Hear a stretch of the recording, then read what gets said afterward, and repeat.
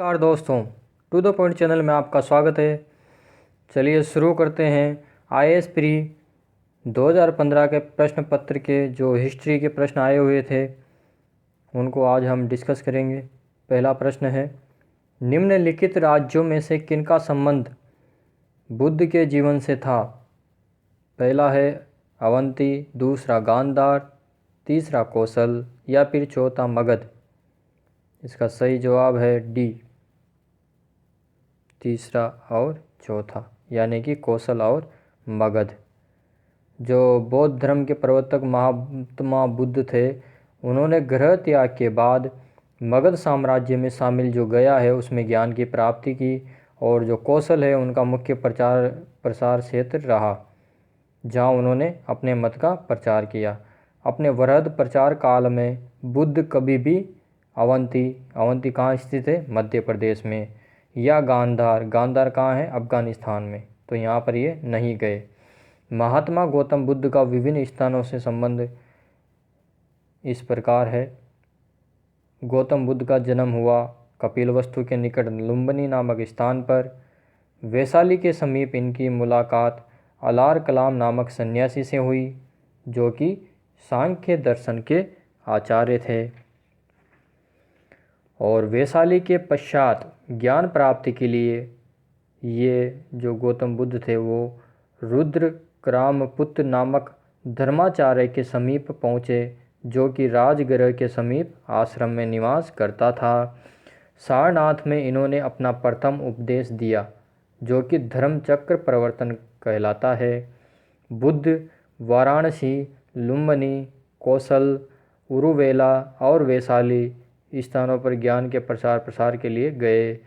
कौशल में बुद्ध ने सर्वाधिक प्रचार किया। कौशल नरेश प्रसेनजीत में भी इनके शिष्य थे। कौशल नरेश जो प्रसेनजीत थे वो गौतम बुद्ध के शिष्य थे। कुशीनगर में इनकी मृत्यु हुई, जिसको महापरिनिर्वाण बोलते हैं। गांधार व अवंती से इनका कोई संबंध नहीं था। अगला प्रश्न है, तीर्थ स्थान दे रखे हैं और उनकी अवस्थिति दी गई है।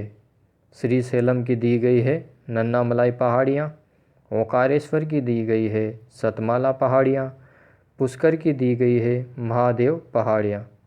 तो इनमें से सही को चुनना है। तो जो केवल पहला कथन है वो सही है, बाकी दूसरा और तीसरा गलत है।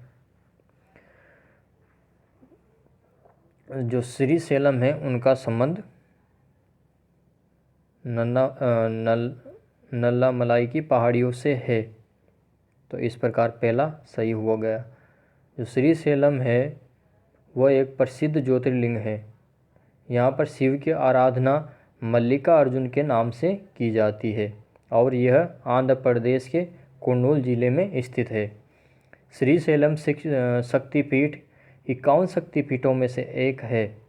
पुराणों की मान्यता के अनुसार शक्तिपीठ वहीं अस्तित्व में आए जहाँ जहाँ सती के अंग के टुकड़े, उनके धारण किए गए वस्त्र और आभूषण गिरे। ओंकारेश्वर मध्य प्रदेश में स्थित है, जबकि सतमाला की पहाड़ियाँ भारत के पश्चिमी राज्य महाराष्ट्र में फैली हुई है। ओंकारेश्वर मंदिर भगवान शिव के 12 ज्योतिर्लिंगों में से एक है। यह स्थान हिंदू पवित्र चिन्ह जो ओम है उसके आकार में बना है।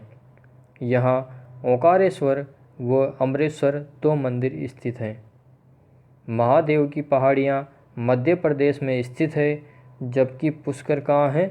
राजस्थान में अरावली पहाड़ियों पर स्थित है। अजमेर शहर में स्थित जो पुष्कर है उसमें ब्रह्मा जी का एक मंदिर है, और यहाँ पर कार्तिक पूर्णिमा को पुष्कर का मेला लगता है। इसमें बड़ी संख्या में देशी विदेशी पर्यटक आते हैं। पुष्कर जैनियों का भी तीर्थ स्थल रहा है। जैनियों की वंशावली में यह क्षेत्र पद्मावती के नाम से जाना जाता है। जो जीन दत्त सूरी है उन्होंने यहाँ की यात्रा की थी और लोगों को दीक्षा दी थी। यह क्षेत्र ऊँटों के व्यापार के लिए जो मेला लगता है उसके लिए भी ये जाना जाता है। अगला प्रश्न देखते हैं, भारतीय इतिहास के संदर्भ में निम्नलिखित में से कौन सा या कौन से सामंती व्यवस्था के अनिवार्य तत्व हैं? पहला दे रखा है अत्यंत सशक्त केंद्रीय राजनीतिक सत्ता और अत्यंत दुर्बल प्रांतीय अथवा स्थानीय राजनीतिक सत्ता। दूसरा है भूमि के नियंत्रण तथा स्वामित्व पर आधारित प्रशासनिक संरचना का उदय। तीसरा है सामंत तथा उसके अधिपति के बीच स्वामी दास संबंध का बनना। तो जो पहला कथन है वो गलत है और दूसरा तीसरा सही है। तो इस प्रकार हमारा आंसर हो गया बी। जो भारत में सामंतवादी समाज है उसके विकास के बड़े दूरगामी प्रभाव पड़े। इससे राजा की शक्ति कम हो गई और वह ऐसे सामंती सरदारों पर निर्भर रहने लगा जिनके पास स्वयं की सेनाएं होती थी। जो सामंत थे उनके पास अपनी स्वयं की सेनाएं होती थी। जो इस प्रकार जो केंद्रीय राजनीतिक सत्ता है वो कमज़ोर होती चली गई धीरे धीरे, और जो प्रांतीय और स्थानीय सत्ता थी वो उत्तरोत्तर मजबूत होती चली गई। तो कथन एक पूर्णतः गलत हो गया, जबकि जो दोनों कथन हैं वो हमारे सही है। जो पूर्व मध्यकालीन भारत है उसमें सामंती संबंधों का उदय हुआ। यह भूदान प्रथा से जुड़ा हुआ है। इसके तहत धार्मिक प्रशासनिक प्रमुखों को भूमि दान में दी जाती थी। इनको कर, प्रशासन और शाही अधिकार भी प्रदान किए गए, जिससे अधीनस्थ शासक मजबूत होते गए और प्रांतीय और क्षेत्रीय स्तर पर जो मजबूत शासक हैं वो धीरे धीरे उभरने लगे। सामंती व्यवस्था में भूमि पर नियंत्रण आधारित प्रशासनिक व्यवस्था होती थी। इसमें अधीनस्थ शासक कर व सैन्य सहायता देने का वादा करता था। इस प्रथा के तहत स्वामी दास के संबंधों पर आधारित व्यवस्था होती थी। सामंत को अपने स्वामी जो राजा था उसके प्रति स्वामी भक्ति प्रदर्शित करनी पड़ती थी। तो इस प्रकार सामंतवादी व्यवस्था के बिंदु यहाँ पर हमने चर्चा की है। अगला प्रश्न देखते हैं। मध्यकालीन भारतीय राज्य दे रखे हैं और ये उनके वर्तमान क्षेत्र यहाँ पर दिए गए हैं और इनमें से सही को चुनना है कि कौन सही सुमेलित है। चंपक दे रखा है मध्य भारत, दुर्गर दे रखा है जम्मू और कुलूत दे रखा है मलाबार। तो कौन कौन सा सुमेलित है यहाँ पे? केवल दूसरा जो दुर्गर है वो जम्मू में स्थित है। तो केवल दो सही है। दुर्गर राज्य जम्मू कश्मीर में स्थित था, लेकिन जो चंपकम व कुलूत था वो कहाँ थे? चंपकम थे मध्य भारत, वो मलाबार में कुलूत था। तो चंपकम हो गया मध्य भारत में।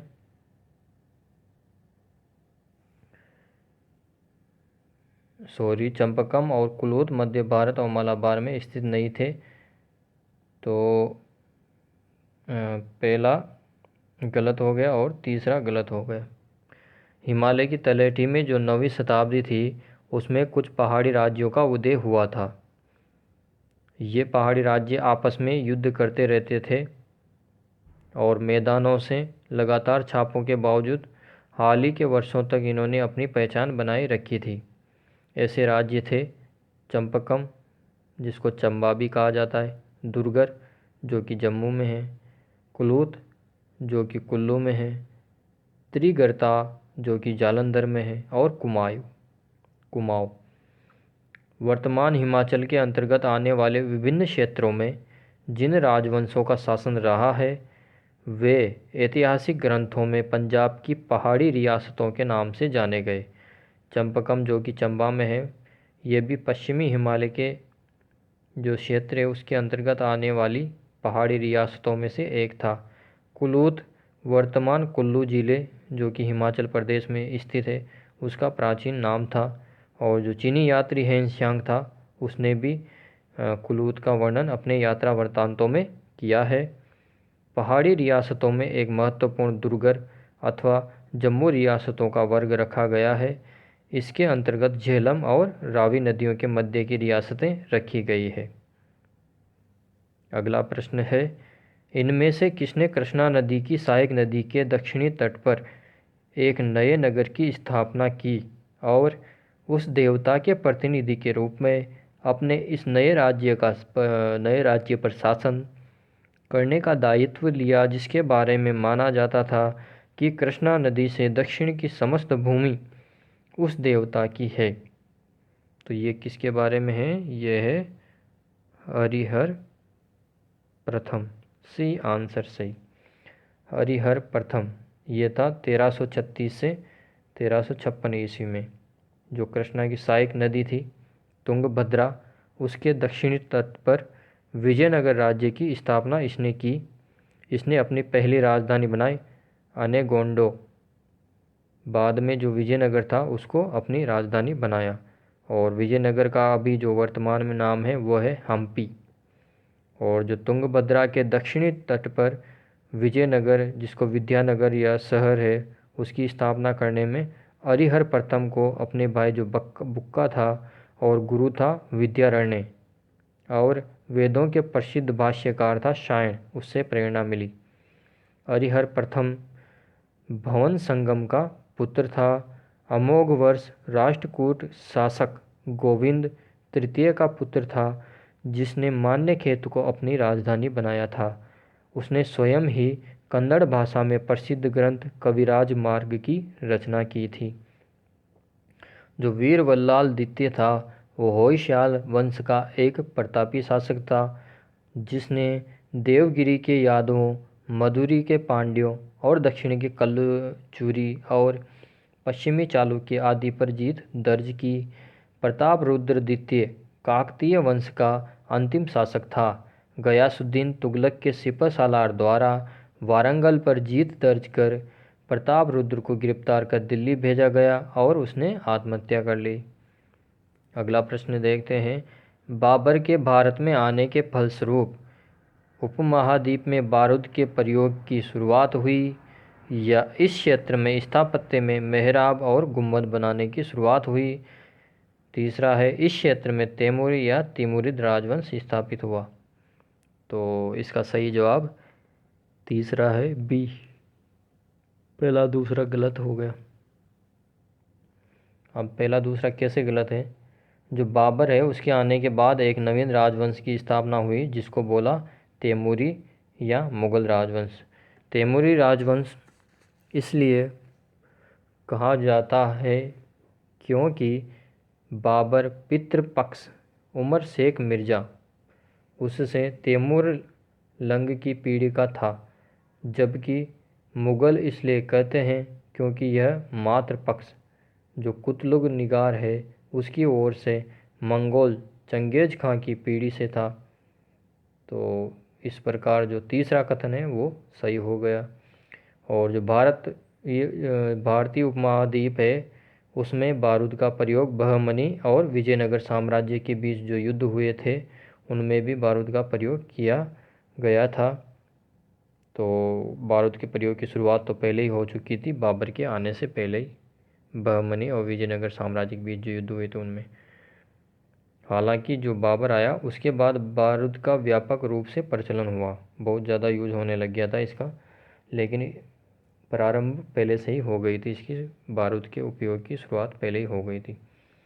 और स्थापत्य कला की अगर हम बात करते हैं तो मेहराब और गुंबद का प्रयोग बाबर से पहले ही दिल्ली सल्तनत के काल में ही आरंभ हो गया था।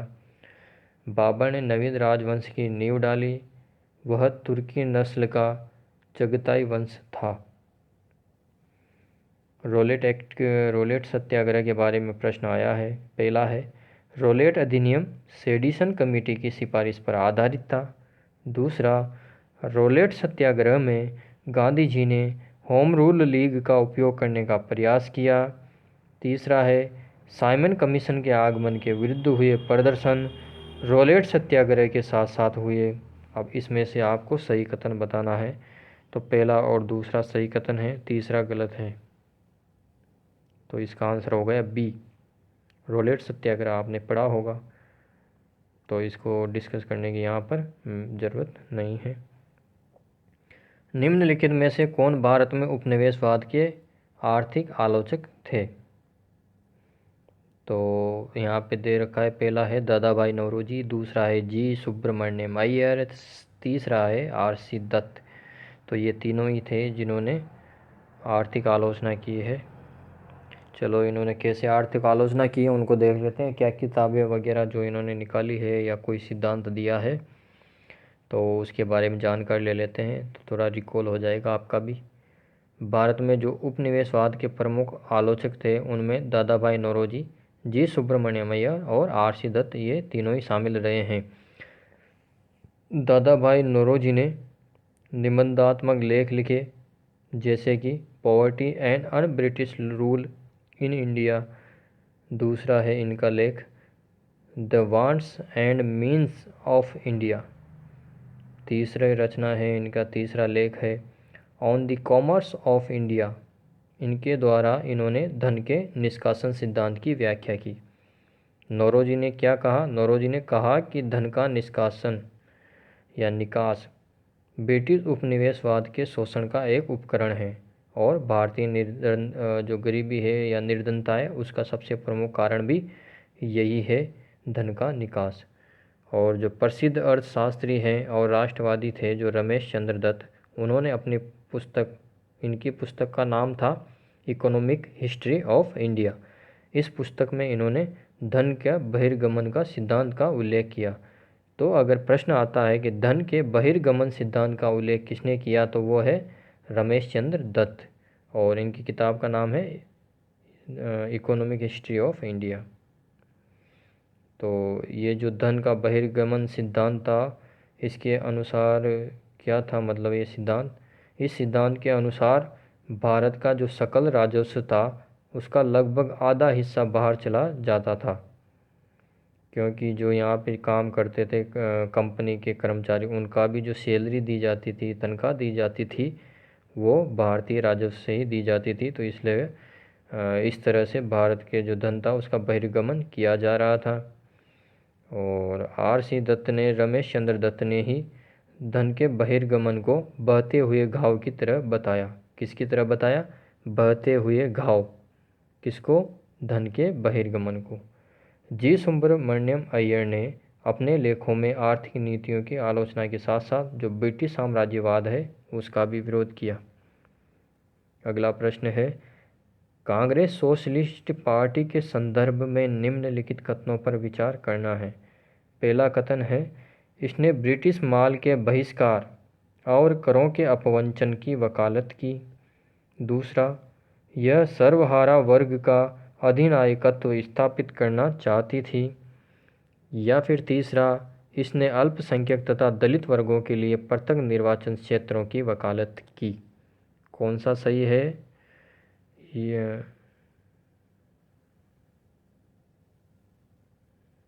इसके तीनों ही कथन गलत हैं। अगला प्रश्न देखते हैं, इनमें से किसने अप्रैल 1930 में नमक कानून तोड़ने के लिए तंजौर तट पर एक अभियान संगठित किया? तो वो थे सी राजगोपालाचारी। बी आंसर सही। गांधी जी ने जो दांडी यात्रा शुरू की थी 6 अप्रैल 1930 को सविनय अवज्ञा आंदोलन के लिए, जिसके तहत दांडी में नमक बनाकर कानून को तोड़ा गया था, तो इसमें देश के सभी भागों में सविनय अवज्ञा आंदोलन शुरू हो गया था। तो हम यहाँ पर विभिन्न भागों में एक नेतृत्वकर्ता कौन थे उसके बारे में यहाँ पर हम चर्चा करेंगे। तो जो राजगोपालाचारी थे वो दक्षिण भारत या तमिलनाडु में इन्होंने इस अभियान का नेतृत्व किया, और पश्चिमोत्तर प्रांत या पेशावर में जो सविनय अवज्ञा आंदोलन था उसका नेतृत्व किया था खान अब्दुल गफ्फार खां। इस आंदोलन को यहाँ पर क्या बोला गया? लाल कुर्ती आंदोलन भी बोला गया। तो किस आंदोलन को बोला गया था? सविनय अवज्ञा आंदोलन को। और लाल कुर्ती आंदोलन से कौन संबद्ध रहा? खान अब्दुल गफ्फार खां। बम्बई में जो सविनय अवज्ञा आंदोलन था उसका केंद्र बिंदु धरासना था, और जो सरोजनी नायडू थी उन्होंने बम्बई में या धरासना में सविनय अवज्ञा आंदोलन का नेतृत्व किया। हालांकि देश के अन्य हिस्से भी हैं, जैसे बंगाल में मिदनापुर, उड़ीसा का बालासोर, पुरी, कटक आदि, और असम में सीलहट, यहाँ पर भी ये आंदोलन फैला।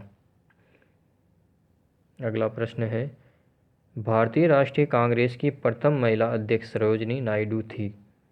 दूसरा है, भारतीय राष्ट्रीय कांग्रेस के प्रथम मुस्लिम अध्यक्ष बदरुद्दीन तैयब जी थे। पहला गलत है, सरोजिनी नायडू नहीं थे, एनी बेसेंट थी। प्रथम भारतीय महिला, अगर आंसर इसमें होता कूट में कथन में प्रथम भारतीय महिला तो ये सही हो जाता, लेकिन इसमें सिर्फ प्रथम महिला का जिक्र किया है, तो प्रथम महिला कौन थी? एनी बेसेंट थी। चलिए इसकी व्याख्या देख लेते हैं थोड़ी। 1887 में कांग्रेस का जो मद्रास अधिवेशन हुआ था उसमें बदरुद्दीन तैयब जी थे जो कांग्रेस के प्रथम मुस्लिम अध्यक्ष बने। कांग्रेस की प्रथम महिला अध्यक्ष एनी बेसेंट थी, जिन्होंने 1917 में कलकत्ता अधिवेशन में ये अध्यक्ष चुनी गई। सरोजिनी नायडू कब बनी? ये 1925 में कांग्रेस का जो कानपुर अधिवेशन था उसमें अध्यक्ष पद पर चुनी गई। तो इस जबकि एनी बेसेंट 1917 में ही चुनी गई थी। चलिए अगला प्रश्न देखते हैं। भारत सरकार अधिनियम 1919 ने, यह 2016 में भी आया था, भारत सरकार अधिनियम 1919 का प्रश्न, मॉन्टेग्यू चेम्सफोर्ड सुधार, जो इस नाम से ये प्रश्न आया था। तो जब हम पुराने पेपरों का एनालिसिस करते हैं, पुराने 15 साल के, 10-15 साल के, तो एक ब्रीफ जानकारी थोड़ी सी मिल जाती है कि हाँ प्रश्न कहाँ से आ रहे हैं और पैटर्न क्या रहता है। तो प्रश्न आया हुआ है ये, भारत सरकार अधिनियम 1919 ने निम्नलिखित में से किसको स्पष्ट रूप से परिभाषित किया? ए है न्यायपालिका और विधायिका के बीच शक्ति का पृथक्करण, बी है केंद्रीय और प्रांतीय सरकारों की अधिकारिता, सी है भारत में सेक्रेटरी ऑफ स्टेट एवं वाइसराय की शक्तियाँ, या फिर डी उपरोक्त में से कोई नहीं। तो इसका आंसर है केंद्रीय और प्रांतीय सरकारों की अधिकारिताएं। तो हमारा बी ऑप्शन यहाँ पे सही हो जाता है। ये तो आपको प्री मेंस के लिए इम्पोर्टेंट है ये अधिनियम, तो आपको वैसे भी ये रटनी है ही। कैबिनेट मिशन के संदर्भ में निम्नलिखित में से कौन सा कथन सही है? पहला कथन दे रखा है, इसने एक संघीय सरकार के लिए सिफारिश की। दूसरा, इसने भारतीय न्यायालयों की शक्तियों का विस्तार किया। तीसरा, इसने आईसीएस में और अधिक भारतीयों का विस्तार किया। तो कौन सा है? केवल पहला यहाँ पर सही है, दूसरा तीसरा गलत है। तो कैबिनेट मिशन के बारे में भी आपको पढ़ना है। कैबिनेट जो संवैधानिक सुधार थे उनकी योजना के साथ मार्च 1946 में कैबिनेट मिशन भारत आया। इस मिशन के सदस्य थे पैथिक लॉरेंस, स्टेफर्ड क्रिप्स और एबी अलेक्जेंडर। इसने क्या क्या सिफारिशें की वो देख लेते हैं। अखिल भारतीय संघ की सिफारिश इसने की, जिसमें ब्रिटिश भारत और देशी राज्य शामिल हों। संघीय विषय, वित्त, संचार तथा विदेशी मामलों के अतिरिक्त सभी विषय और अवशिष्ट शक्तियाँ किनको दी गई? प्रांतों को दी गई। जबकि 1935 का जो अधिनियम था उसमें गवर्नर को या वाइसराय को अवशिष्ट शक्तियाँ दी गई थी। अगला या जो कैबिनेट मिशन है उसने अगला जो प्रावधान था या अगली सिफारिश थी उसकी वो थी मुस्लिम लीग की पाकिस्तान की मांग को अस्वीकार किया जाना, किंतु जो प्रांत थे उनका समूहीकरण कर अप्रत्यक्ष रूप से भारत का जो विभाजन था उसको बढ़ावा इसने दिया। और जो भारतीय न्यायालय थे उनकी शक्तियों का विस्तार, और जो आईसीएस था भारतीय जनपद सेवा, उसमें भारतीयों की भागीदारी बढ़ाने संबंधी प्रस्ताव से कैबिनेट मिशन का कोई संबंध नहीं रहा था, ये पहले के प्रस्ताव थे। अगला प्रश्न यहाँ पर है, निम्नलिखित में से किस आंदोलन के कारण भारतीय राष्ट्रीय कांग्रेस का विभाजन हुआ, जिसके परिणाम स्वरूप नरम दल और गरम दल का उद्भव हुआ? तो ये कौन सा आंदोलन था? यह आंदोलन था स्वदेशी आंदोलन या बंग भंग आंदोलन। बंगाल का जब विभाजन हुआ था